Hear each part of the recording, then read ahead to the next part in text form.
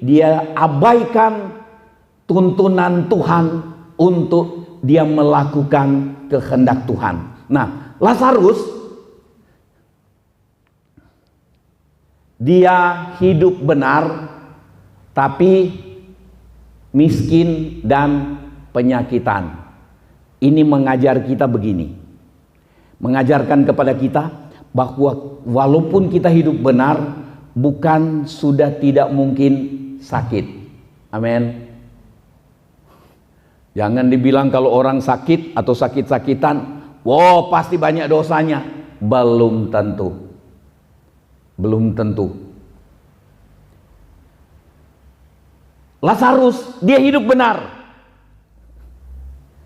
Tapi Tuhan izinkan dia. Dikatakan banyak borok.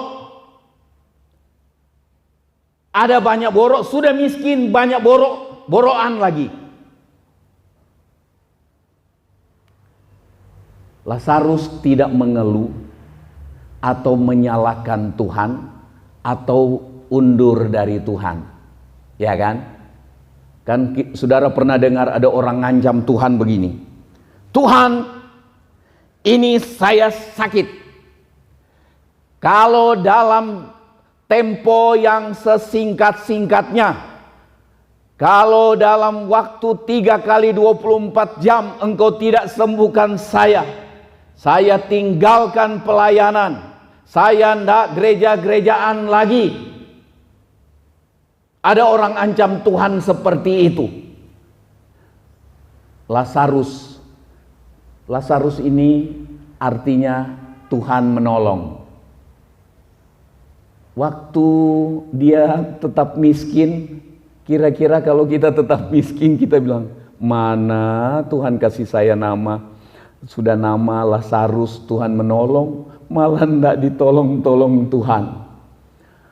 Kekurangan, malah tidak dicukup-cukupkan.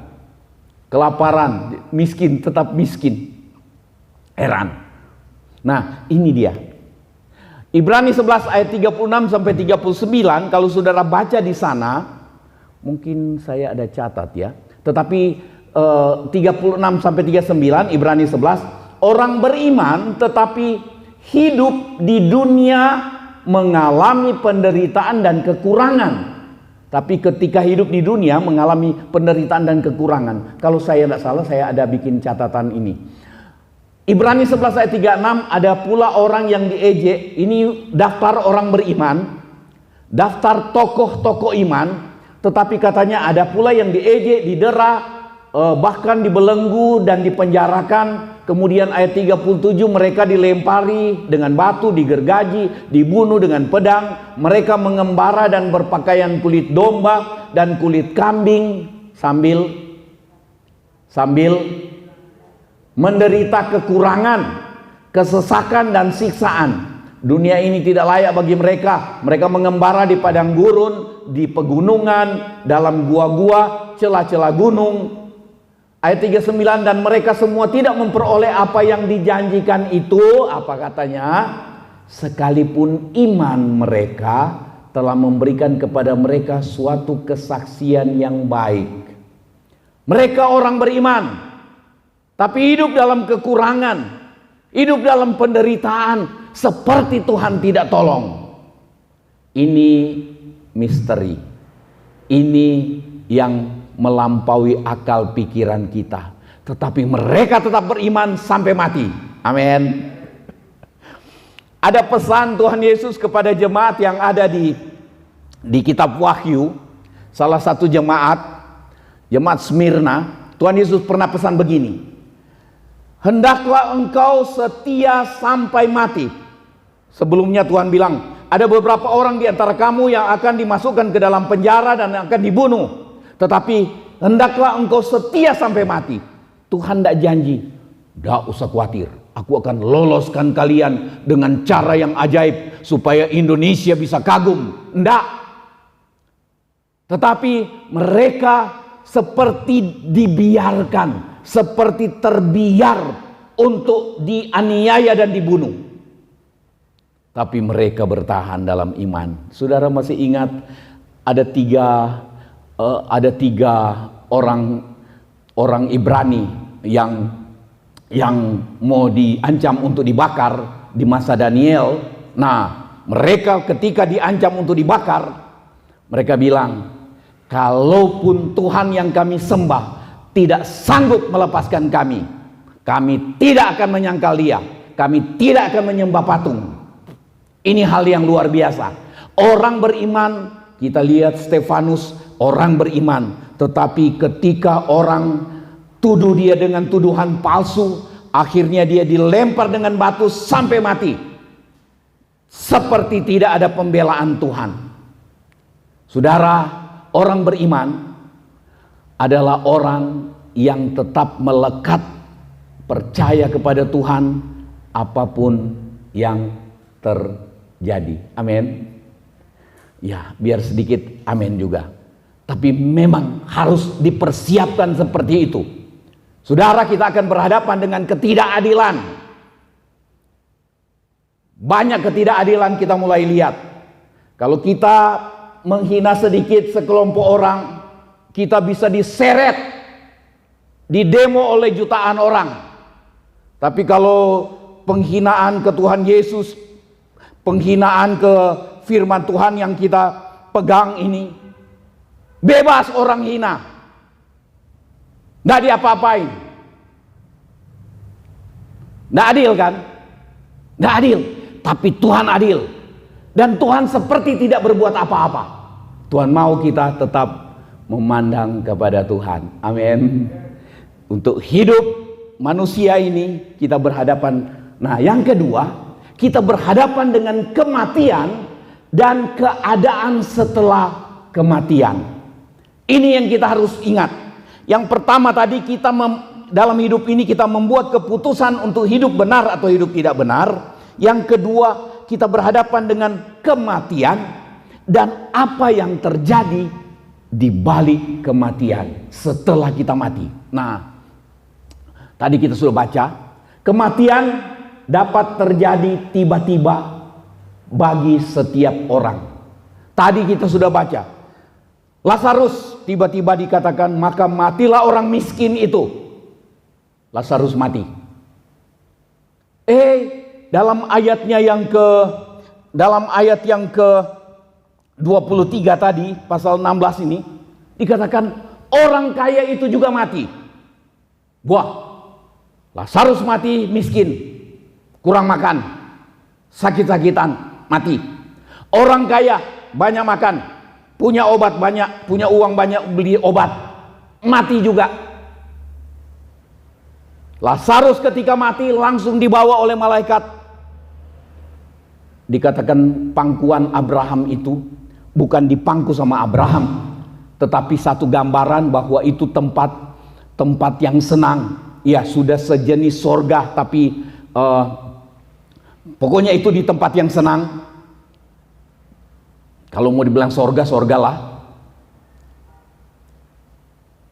Lazarus langsung ke sana. Sementara si orang kaya ini dikatakan ketika dia dikubur dan kemudian dia menderita sengsara. Dia menderita. Tadi di dalam ayatnya yang kita baca tadi di dalam ayat yang ke 23,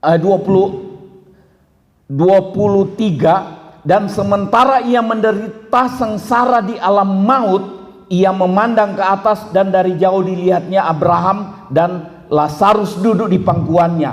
Ayat 24, ayat yang sering kali saya kutip.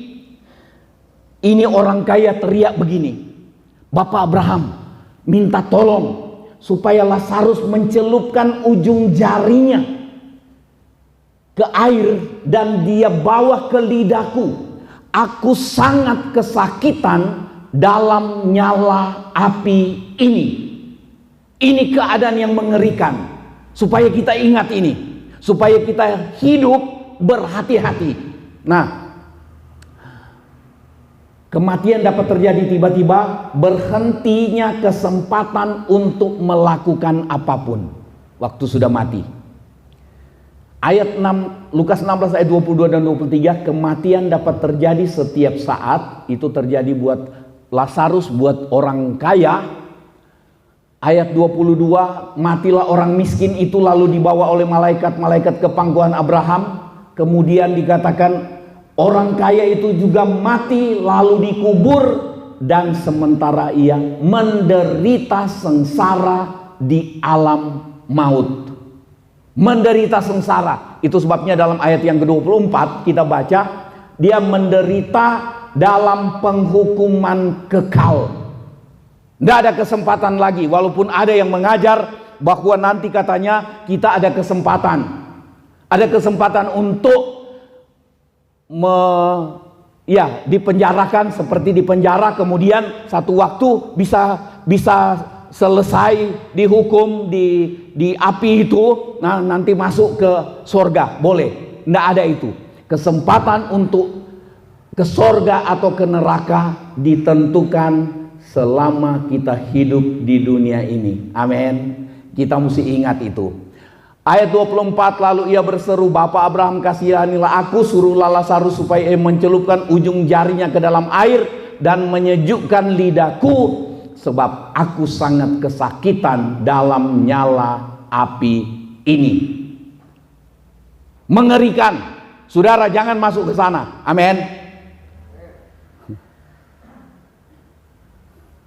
Jika mati mau kemana? Bukan mau, akan kemana? Sorga atau neraka kita tentukan dari hidup sekarang ini. Hati-hati hidup, supaya hidup kita tidak berakhir, tidak berujung di tempat yang tidak ada ujungnya. Penderitaan kekal atau kesenangan kekal bersama dengan Tuhan. Orang kaya itu juga mati lalu dikubur, sementara ia menderita sengsara di alam maut. Sengsara, sangat kesakitan dalam nyala api ini, dia sengsara. Nah, itu tujuan memberitakan Injil. Itu tujuan pendeta-pendeta dan kita semua memberitahu orang lain percaya kepada Tuhan Yesus Kristus, bukan supaya gereja kita jadi lebih banyak orang dan kolektor jadi lebih banyak, tetapi mencegah orang untuk masuk ke tempat penderitaan yang kekal itu. Amin. Biar tidak pakai kolektor, kita akan tetap teriakan soal ada sorga, ada neraka, supaya kita hidup hati-hati. Nah, kehidupan manusia satu, baca, kesempatan untuk membereskan hubungan dengan Tuhan. Kesempatan untuk bereskan tiap-tiap hari, untuk terhindar dari penghukuman kekal, untuk melakukan kehendak Tuhan. Iya kan? Bereskan hubungan dengan Tuhan supaya kita terhindar dari hukuman kekal, dan juga supaya kita melakukan yang Tuhan kehendaki. Yang kedua, kesempatan untuk menabur. Ya toh, hidup manusia Tuhan beri kesempatan untuk menabur. Sekali lagi, bukan nyindir saudara untuk korban, untuk kasih kolektor lebih banyak, tidak. Tetapi kita selalu berhadapan dengan kesempatan Tuhan beri untuk menabur. Menabur apa saja, menabur perhatian, menabur harta yang Tuhan percayakan ke kita, menabur apa saja. Terima kasih buat taburan saudara ke pastori yang sudah bisa kami makan. Ada yang sudah habis, ada yang belum habis.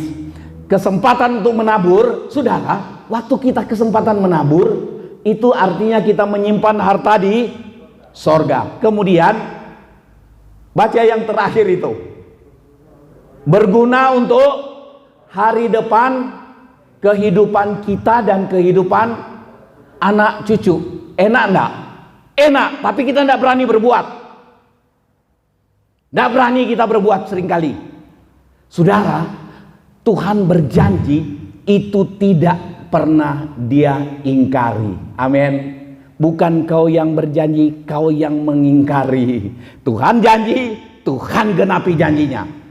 Wah, itu luar biasa. Sudah simpan harta di sorga, itu berpengaruh juga kepada kehidupan hari depan kita kalau masih hidup.